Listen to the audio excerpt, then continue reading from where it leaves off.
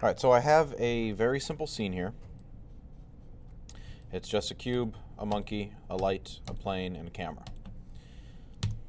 And I'm going to select my light and just do a very simple animation of the strength value. So I'm going to hover over the strength value here in the lamp properties and hit I. That will insert a keyframe at the current frame, which is frame 1 right now. And then I'm going to go over to frame 250, and I'm going to hit I again. So now I have 2 keyframes. In this top window, I'm going to switch to my graph editor, and I've got this strength value,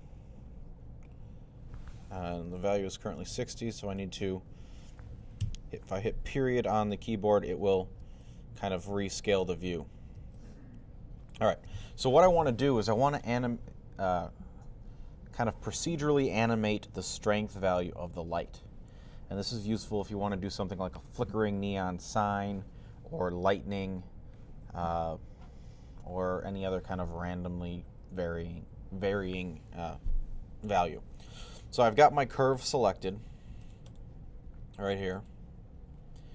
And if I hit N, I can scroll down, and I have modifiers for the animation curves.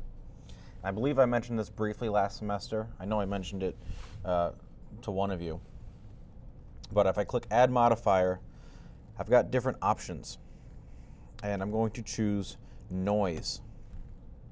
And by default, I've got a pretty crazy amount of noise, and that's way more than I actually need. But I can adjust some of these values. So I can restrict the range that the noise starts, so I can say, let's see, this is the frame start, so frame start is going to be 1, frame end is going to be 250. Okay, so now the noise is just constrained between these 2 frames. By the way, if I hold down Control and Option and left click and drag in the graph editor, I can resize the window to fit the graph with my own control. All right, and then we have got scaling in time, and then we have, which one is this? Random seed, so I'll just randomly change it. And then we have amplitude of the noise.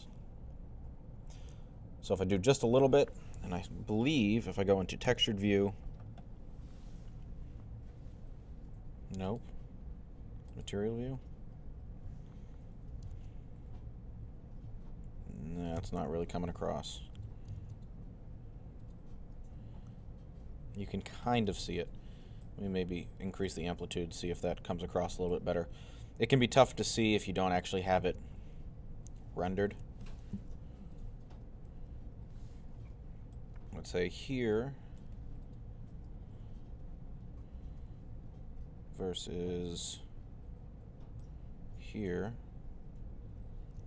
All right, I figured out what the problem was that I was having, and if you look here on the side, this is my scale. So at its least intense, it's 59.8. At its most intense, it's 60.2, which is really not much of a variation at all. So I need to zoom out a bit and then increase the strength so there's actually a variation. Now, as I play it back, you should be able to see you can actually increase that strength even more, just to make it really obvious. Okay, so now you can see the light intensity is flickering in the viewport.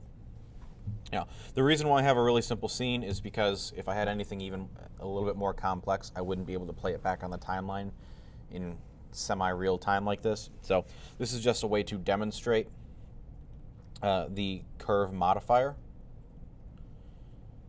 And this is something you can apply not just to light intensity, but if you have a camera move and you want to make it feel a little bit more handheld, then you could apply a noise modifier to the camera's animation path.